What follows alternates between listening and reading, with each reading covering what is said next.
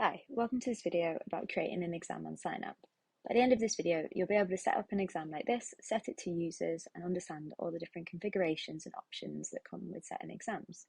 So from here, this is an exam that has been sat by a group of users. You can see sometimes there's multiple users. This might be because they'll have been issued resits or multiple attempts or had things revoked. But you can see from here that they've all submitted and all their results have been released. So this exam is pretty much considered done. Okay, so before you get started, you'll need to have a quiz that's got all the questions, or multiple quizzes that's got all the questions and tags or anything else that you want to use in the exam. And you'll need to have a user group to set the exam to. Now, you don't necessarily need users in the user group, but it's helpful if you want to do some testing or if it's like an exam that you just want people to get going on straight away. But you can have an empty user group and have people added to it afterwards. And as long as the exam's open, they will get access to it. Okay, what you'll be doing when you're creating an exam is basically taking a quiz, adding some extra configuration and rules and things like that to it, and then setting it to a user group. Okay, so let's have a look on platform to make sure I've got everything ready. So first of all, I'll be using a simple quiz that doesn't have any long form questions or anything like that in. So I'm going to be using this quiz for analytics that has 51 questions in it. If I just quickly go into the edit to have a look at it, I can see I've got everything ready to go. Cool. So the other thing I'll be doing is I'll be setting it to a group. So I'll just check on that group now. So I'll be setting it to the Springfield Elementary group. And if I just click on that to double check, everyone who I want to be is in the group. I can see any exams they've done previously, and then I'm ready to go and actually create my exam. So go to your exams page, go to set exam. From here, you'll be guided through the following steps: details, type, and source, just to get all the information we need before you can actually start configuring it. So I'll call this my general exam. I'm going to set it to that Springfield group. And I can add in an image as a cover. Now, these covers actually only show on the admin side, so it's helpful if you need like a nice visual way to differentiate between your exams. Okay, once all that's done, I need to tell the system what type of exam I'm going to be creating. So you've got two options. You've got static or dynamic. Static means I'm just going to use one quiz and it's going to be exactly the questions and the sections that I've got in that quiz that's going to be copied over to the exam. Dynamic is a little bit more complicated and we'll do a separate video on that. But in dynamic, you're going to be taking one or multiple quizzes and then you're going to create tag rules. And those rules are going to take questions and sort of build them into unique exams for each user. So what you'll say is like, I want 3 questions from biology tag, 2 questions from the difficulty tag that's easy, and build those rules based on that. And this is going to generate like lots of different types of exams. You can restrict the variations if you did want to make sure everyone got the same one. For now, we're just going to stick to static exam. So once that's selected, go to next. And now I just need to find my quiz for analytics, this one. And when I'm ready, I can just add that in. It's going to give me a little bit of a preview of the test. I can see the test IDs there. I can see all the tags that are available in this quiz. If I'm not happy, I can change that test if I pick the wrong one. For now, I'm pretty happy, so I'm going to finalize the step. Finalize. Okay, the really important thing to note while this is loading is once this is finalized, any changes to the quiz that you make from this point onwards will not be reflected in the actual exam. So consider that the questions have been like sort of cloned and copied and locked over. So if you did spot a mistake in a question, you would need to delete and redo this exam. Okay, so from here, I'm getting to go straight to a grades page. This is because my source quiz didn't have any sections in it. I can create grades, so I can have complex letter grades, or I can just go nice and simple with pass. Let's say anyone who gets 40% or above is going to pass. I also have to have fail grade, so anyone that gets less than that, I'm going to let fail. Okay, I'm pretty happy with my grades, though you can add in multiple of these if you have a more complex grading structure. Save everything as I'm going. We'll notice here that the type and source is locked, so you won't be able to go back and change it to a dynamic exam. If you need to do that, you'll just have to delete this one. While it's in draft, it means that students don't have access to it. It is just in an editing mode for you as an admin. Lovely. So once I'm out of the build phase, I'm going to go into the configure phase, and this is where I get to really customize my exam. I've got some things on here I can add in. So yes, I do want them to shuffle the questions. I can disable copy and pasting if I want. For this exam in particular, it's not massively relevant because there's no free text questions that they could paste into. So I'll leave those off for now. Calculator, I can give them a scientific no calculator or a standard one, and that'll show on the side that they can access and get rid of with a little button. A notepad, handy little feature. So the notepad will basically show at the bottom and it works as a little scratch pad that they can keep track of things on. Flagging, now this is if you want your candidates to review questions for you, so you might want them to be able to flag what they might perceive as a bad question in exam, helpful for the moderation process. I'm not too fussed in this case, so I'm not going to do it. And show available marks, so all questions on Synap generally just are worth 1 mark, unless you customize them otherwise. Because this is a really simple exam, I'm just going to leave that as no. Once I'm happy, just carry on saving as I go. So instructions, these are what we'll show to your candidates before they start their exam. So before they start their exam, they go to what we call an exam hall page, and we'll show you that once this has been scheduled. The exam hall page just says, you know, when the exam opens, how long they have, if it's a duration, and things like that. So you can customize those instructions here. So I will just go with just don't cheat. Once happy, carry on through that. We'll just come back to settings a second. So you can accept your exam experience. So practice means that they'll see after each question whether they got it right or wrong. Not very common for exams. Most want to use exam or timed exam.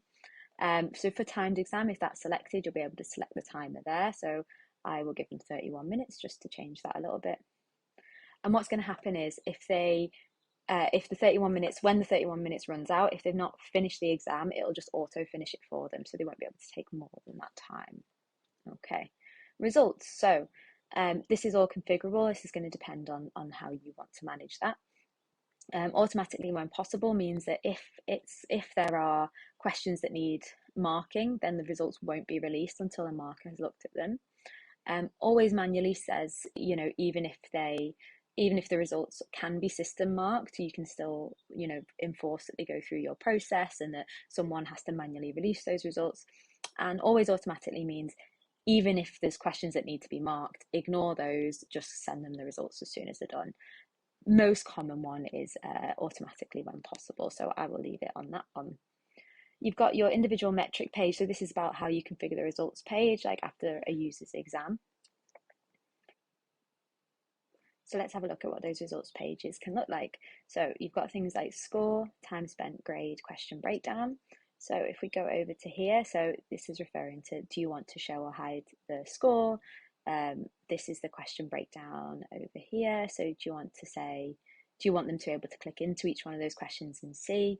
If you don't want them to be able to do that, you can hide the question content there. You don't have to show the grades. This is all configurable. What we recommend doing is before you set your exam, just make one and set it to the admins group and just try it out internally to make sure you're happy with everything. We've got some cohort configurations as well. So what you can do is say for all the cohort analytics, so if we just flip back over to this results page, and we'll go to here. So what you can see is it's trying to calculate a cohort for based on the user score compared with everyone else. You can mildly configure what you want that cohort to be. So you can say, I only want it to be people who sat that exam at that time. That's going to be my cohort. Or you can say, look, I want it to be the source test. So I want my cohort to be everyone who's ever done those questions from that test. So that might span over multiple exams, over multiple months. So it's completely up to you which you choose. For exams in general, most of the time it tends to be exam only, but the option is there for you to configure. Included in the cohort metrics as well, so you can include, do you want to show the cohort average? So that's for the users to compare to themselves, and that will take into consideration, so that's this box here, which sort of cohort setting you've set, same for percentile and score breakdown. Moving on to the tag metrics, this is referring to things on this progress and breakdown page.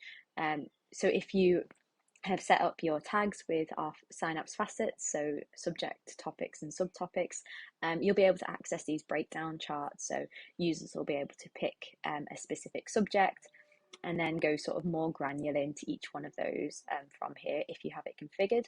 If you don't have any questions with this type, they'll just get a placeholder like this one here. So that's like the basic overview of that page. You can enable and disable any of these, like they're not sort of compulsory for any of your exams. You can also include some custom messages, so you can just say congrats. You can add in images and videos or whatever it is that you want in here. Sorry. And it's completely up to you. Okay, finally, let's move on to resits. So resits, in order to have this page enabled, you'll need to have at least one pass and fail grade. Resits are saying, in the event that someone fails, should we allow them to resit? Let's let them resit twice, and I'm going to say we'll need to have a day, and then they can resit their exam. Usually people go immediately after. When would you like this to close? I'm just going to say they're going to have it done in 5 days for me to consider it. All right, don't have to have these enabled at all. This will mean you could end up with users who have multiple attempts on a similar exam. Finally, you've got Synap certificate system. So you can say, I want my certificate to have a QR code that they can scan and share with employers or institutions or anything like that. You can set an expiry date, so maybe the qualification for their exam is only valid for 100 days. And then you can pick from some of Synap's templates here. These blue colours will pull in from your portal primary, and it'll also pull in a logo, so make sure you go and set those at your settings page. Save as you go. And then we get to our security settings. So if you want a locked exam, it means that people won't be able to start the exam even if it's open, and that an admin will have to manually unlock it. You can restrict the IP address. Most of these features here, so the resume attempt and restrict IP address, are for if you're in a test centre and you don't want someone to be able to restart the exam from a different location. For most exams that people are doing at home, you don't have these configured. Proctoring, we have some separate videos and documentation on proctoring. Broadly, you have 2 proctoring options on Synap. You've got our proctoring partner Roslyn, and this is for live proctoring with a live proctor watching, and it uses an AI and a human in the loop to identify cheating. And then you have our in-house proctoring tool, Synoptic, which you can also configure. Different charges apply for these options, so don't hesitate to get in touch with us via the chat support, and we're happy to walk you through them and give you a demo of any of them. All right, so for now, not going to enable proctoring on this exam. All right, communication settings. So we're nearly through and ready to schedule. Do you want to automate emails? Like as soon as your exam's scheduled, do you want the emails to go out? Generally, we recommend that you don't do this unless you're very confident and have set exams before, because sort of once emails go out, you can't get them back. Once it's scheduled though, there is an option to bulk select and email everyone on bulk, so we'd recommend just sort of doing that from there. And finally, hidden isn't massively commonly used. This is for if you're using an external proctoring tool and you need them to provide the links through a different way. This just means the user will not be able to find the exam on platform unless you directly give them a special unique link. I'm happy with those settings for now, so I'm going to save. And we move on to the last step now, which is schedule. So what we can do on scheduling is if we're going to use a fixed date range, we need to think about an open and close time. The open time is the first possible minute that someone can start the exam. So if I just set this for a few minutes in the future, this is the first possible time that someone can start the exam. The close is the last possible time someone can start the exam. So you might have it be the same day, but only 30 minutes after, or you might have it be 6 months. It completely depends on what your specific criteria is. You can also, if someone starts this exam, for example, at 2:30, they will still get the full time. It doesn't deduct from that initial time there. Alternatively, you can set an infinite date range, so that just means it's an open and this exam will never close.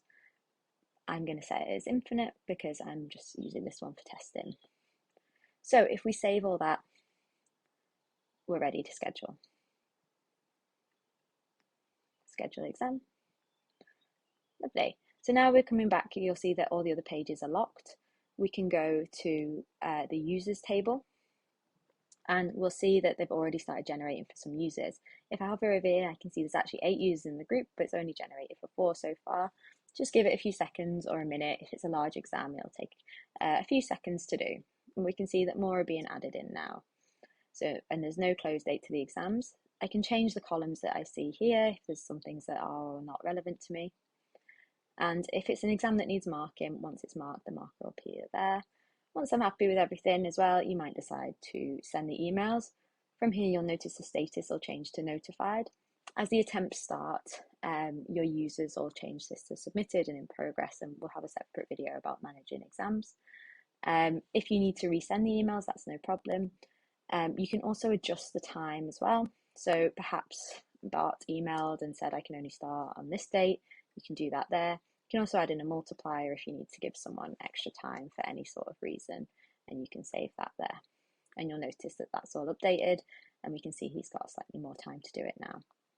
Okay, finally, if you need to, say if someone emails again, let's say Millhouse is cancelled, you can revoke his attempt and therefore you'll not be allowed to start the exam. For your users, the exam will look like this. So when they log on, they'll see this. You can see this is closed because it's not quite ready to be opened yet. And this is the exam hall page with those instructions that we set earlier. Okay, so that's pretty much everything on just setting an exam. Like I say, we'll do a separate video on dynamic exams because that gets a little bit more complicated. If you need any help, reach out to us through support. Just make sure before you go, you've got your quiz and your user group ready, as these are the two things you'll need to create an exam. Thanks.